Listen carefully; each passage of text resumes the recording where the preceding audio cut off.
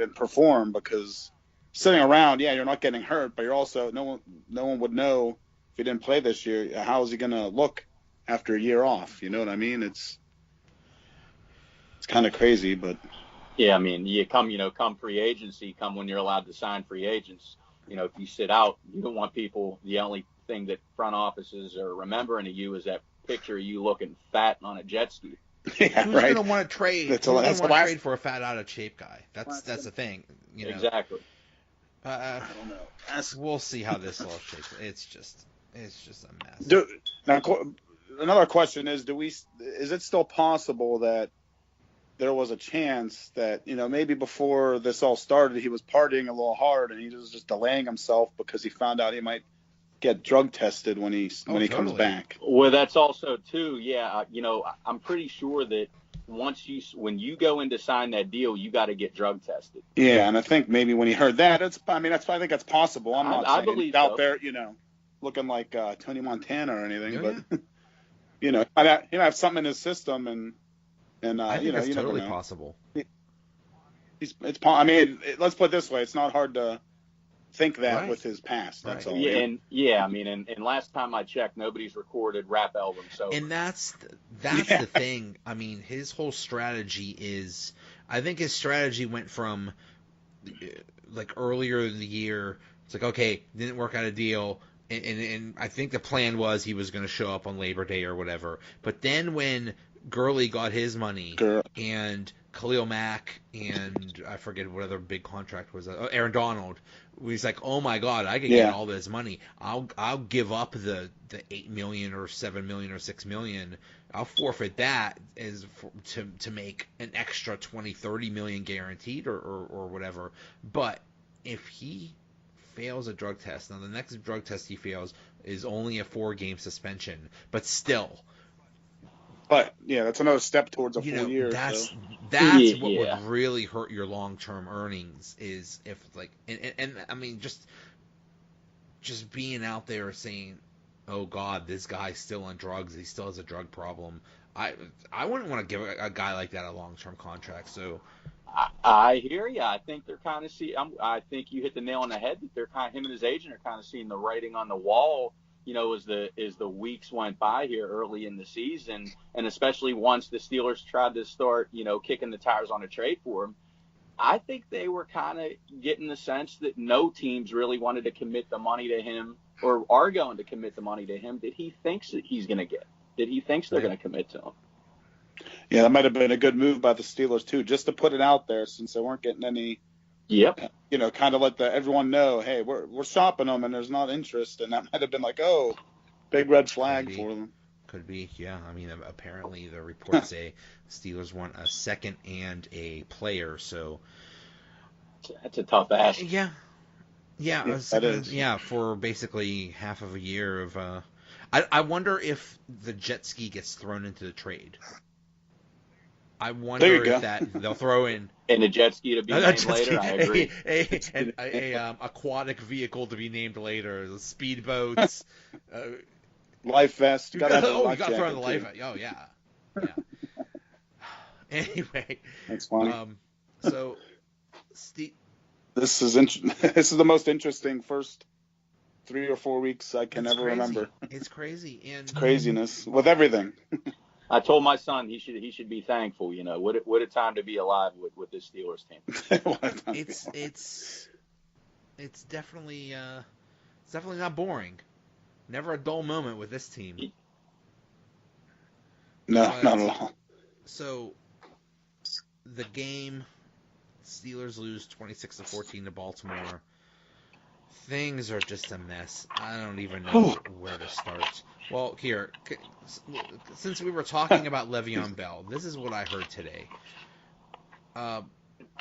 Basically, that he's wrecked the season, him not being here. If he was here, then maybe they would have beat Baltimore. Probably the Browns. Oh, definitely. I think that's valid. I think that because. Yep. I think Connor makes that fumble maybe at the even end, Kansas City. And most likely Le'Veon Bell would not make that fumble. So if Connor doesn't make that fumble, Steelers probably win that game. They're probably 2-2, and things aren't as bad as they seem. So, okay, that's valid. But saying that, I mean, they still want to stand a chance against Kansas City. And yeah, they might have done better against Baltimore, and I can see the point of, well, they have to game plan for him because they don't really respect Connor. Like, okay, fine, but I don't think it's going to make that much of a difference. I think there's so many problems on this team that Le'Veon Bell being there, I don't think was going to help that much. What do you think? I'll be honest with you. I was on board as early in the season, in the off season, as one of those people who were like, this offensive line, the corpse of D'Angelo Williams, like it was Weekend at Bernie's, came out and had a monster season. Connor can just plug and play, but man, the more the season goes on, I just say to myself, like, it's not just black and white where people are like, oh, well, Le'Veon Bell doesn't play defense. I feel like he maybe can account for, a 2 touchdown swing right now, just maybe one on offense where he's just, he's making guys miss and he's just that much of a playmaker. And then just him being able to, keep the defense off the field and maybe, lengthen the drive with maybe a big play or a big run as opposed. There's a bigger chance of that with him than Connor. And I think that maybe kind of, gives points offensively and defensively, just because, I know you touched on it. It's tough to scheme for him and all this. And I agree with that. But like, it's just, you can't, it's putting him on the field. It's just so hard to scheme for him with Juju and Brown. I think it's a big difference. Yeah, it's definitely something, and it's not just the accounting for, but like you said, if you extend a couple drives and have the ball control better, what was that? They said the Baltimore in the second half had 22 minutes and the Steelers had 8 minutes of ball control, I think. Yeah, maybe you take one of those touches off the board, you take 1 or 2 of those field goals off the board, you flip. I just think we need to start realizing that, man, maybe this dude is that much of a difference. Yeah, and another thing that I don't – okay, so, going back looking on the season, I know there was a monsoon the first game, but from what I remember against the Browns, and probably because of that rain, they went in and the game plan was to run the ball because they weren't going to throw it, as much as they planned, and Connor had a good game. But since then, their first drives, they've come out, they've been in the shotgun.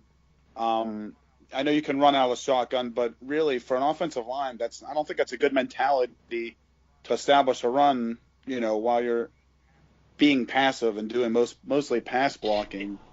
And just those little dump offs to Le'Veon Bell, like out of the shotgun, those, they're like runs go too, for 12, 15, 20 yards. That's huge. That's kind of like establishing the running game right there, and something that we can do and have Ben feel good at the same time because he's chucking the football a little bit. Get him into a little bit of a rhythm early because exactly. He's been at best pretty inconsistent. That's something I didn't even think of as well. Mark, getting him into a rhythm early with those little dump offs to Bell. You're 100% right. It is curious what they're thinking at the beginning of the game because most of the time they do have the ball to start off and it's usually a 3 and out. They're not going and they haven't scored on any first drive. I don't think pathetic. This year. It's bad.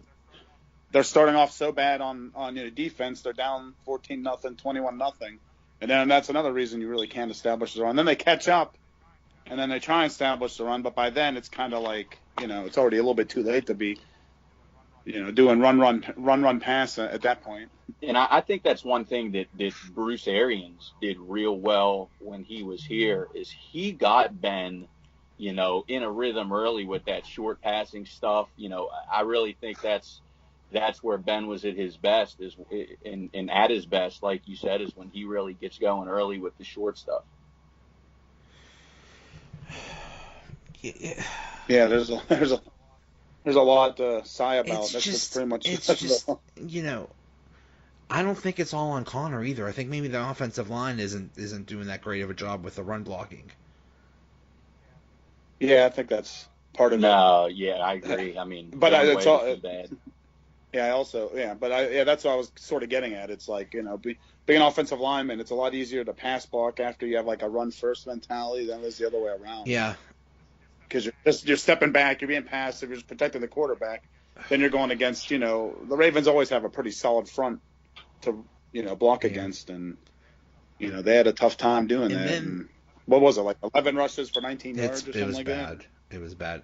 It was bad. And then there's the Ben has not been very accurate, and especially with Antonio Brown, something is going on there. It's just when you don't play. I mean, when you don't really get any reps in training camp or the preseason. I mean, this is what happens. I mean, it's just like last year. Like, it's going to take them half a season to get on the same page now because nobody wants to get reps or get work in or play in the preseason. But for like 2 drives, I don't know if this is the case. I tried to look it up, but as far as I know, Ben does not work on Wednesdays. And if that's the case, oh really? I could be wrong on this. I'm gonna watch for this Wednesday. If that's the case, that he takes days off, that ticks me off. I'll tell you what, if he takes off on Wednesday, I'm telling my boss that Big Ben is off on Wednesdays, and so do I. Take a Veterans Day. Take a Veterans Day. I'm gonna see if that works. Hey boss, I need to rest my body for Thursday and Friday. Take me out. Well, Big Ben rests on Wednesdays too. That's what I'm gonna say. That's a pretty good point though. Thinking about it, I mean, we're almost talking the same narrative as last year. After about 4 games, it seemed like everyone was saying, "Is Ben done? Is he?" And I think maybe it takes about 4 games for at least him and Brown to get on the same page. And it's kind of funny because we're so spoiled with him. But how many quarterbacks would you say are doing terrible but leading the NFL in yards passed? I mean, that's crazy. Yeah. As bad as these looked at times, like I said, I think it's been more inconsistency because he had a pretty good throw to, in the end zone to Brown. He threw a couple to Juju and McDonald that were right on the money. But then there's a couple where they're wide open, and either the route goes the wrong way or he's throwing it the wrong way. That's the thing. It's not just accuracy. It's like, they asked him. I was like, "Are you on the same page with AB?" He's like, "I'm not on the same page with anybody right now." Well, what's going on? Yeah, he'll miss, with some of the other receivers, but with Antonio Brown, it's like they're not on the same page. They're not on the same library. Yeah, it's and it's like, okay, if it happens once or twice, it's like, okay, whatever, miscommunication. I mean, remember the Cleveland game. Ben throws it deep. AB has whatever happened there, and it ends up in an interception. Yeah, that one looked like he had the wrong route on that one. At least that's what it seems like it's happening at least once a game, where it's just they're not, whatever route Ben thinks he's going to be running, he's not running, and it's like, what's going on? And from what people say, that they seem to be mad at each other. They seem to be, That's at least I've heard that narrative where the body language and stuff just doesn't look like good on the sideline, where they're not discussing things. Yeah. When after missed opportunities and things like they used to. So I don't know if that's really the case. I mean, you never know. What has changed between last year and this year? The offensive coordinator. Yeah, I was gonna say, did they really change that much with like routes they're running and everything? It's not so much. It's like night and day. It could be that, or it could be that. Basically, okay, let's face it. Fichtner is Ben's guy. So, last year you had Todd Haley, who was definitely not Ben's guy, who hated Ben's guts, and Ben hated him. So maybe Haley would call plays maybe that were more balanced, and now we know who's in charge. We know basically Ben is the offensive coordinator, so maybe Antonio Brown's mad about that. Maybe he's mad about the whole Le'Veon Bell thing. I don't know. Maybe it's a combination, yeah. I don't know. Anyway. Yeah. Well, being at the game last night, I noticed this, and it drove me nuts because second quarter, clearly the offense was clicking and they were doing pretty good. Ben was looking good.